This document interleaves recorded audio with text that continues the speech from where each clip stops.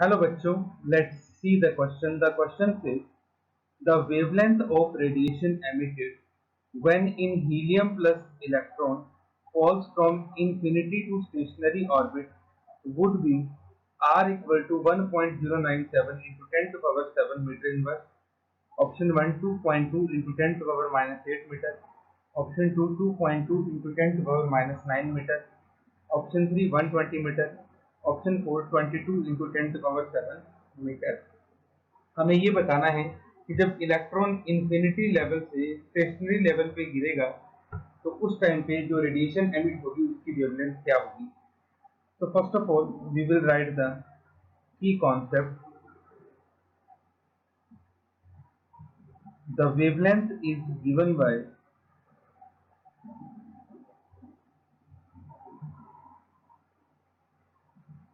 Rydberg formula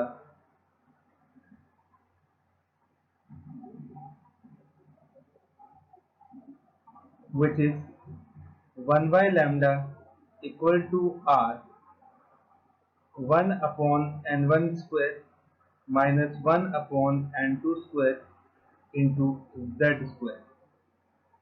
यहाँ पे r हमारे पास होता है रिडबर्ग कांस्टेंट, इसकी वैल्यू क्वेश्चन में गिवन है आपको।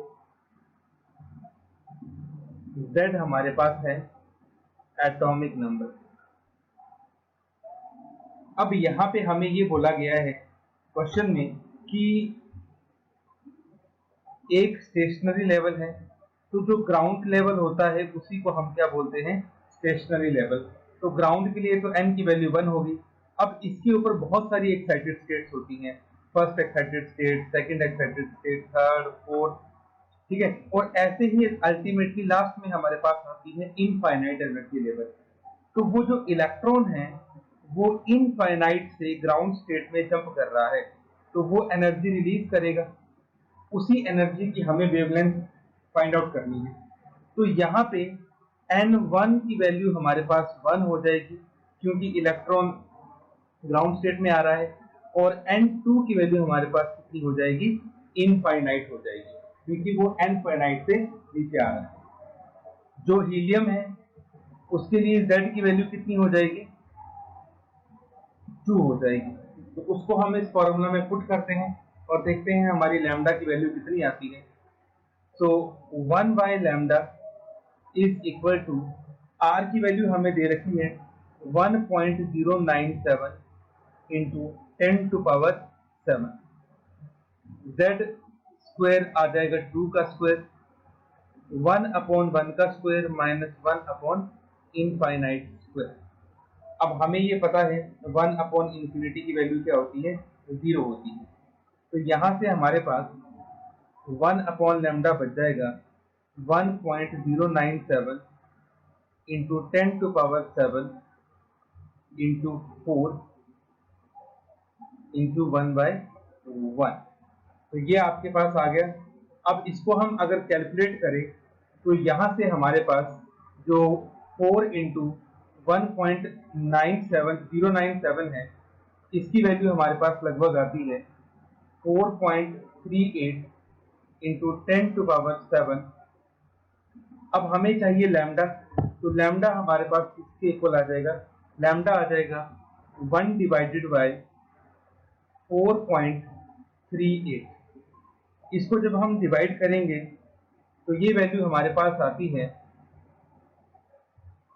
लगभग, सॉरी 10 की पावर 7 नीचे चला जाएगा, इंटू 10 टू पावर 7।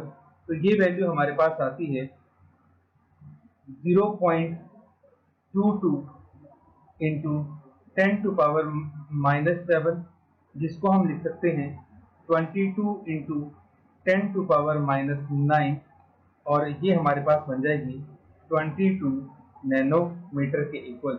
तो इतनी हमारे पास वेवलेंथ की वैल्यू आएगी यहाँ पे 22 नैनोमीटर, और 22 नैनोमीटर को अगर हम मीटर में लिखें तो ये आ जाएगी 2.2 into 10 to power minus 8 metre. तो this is the value of the lambda, 2.2 into 10 to power minus 8 metre. अब हम इसको देख लेते हैं। तो यहाँ पे आपका जो ऑप्शन नंबर 1 है वही हमारी ऑब्जर्वेशन के साथ मैच कर रहा है। 2.2 इंटू 10⁻⁻8 मीटर। ठीक है, 10⁻⁹ मीटर है तो ये भी गलत है, 120 मीटर तो आ ही नहीं सकता, और 22 इंटू 10⁻7 मीटर भी हमारा आंसर नहीं आ रहा है।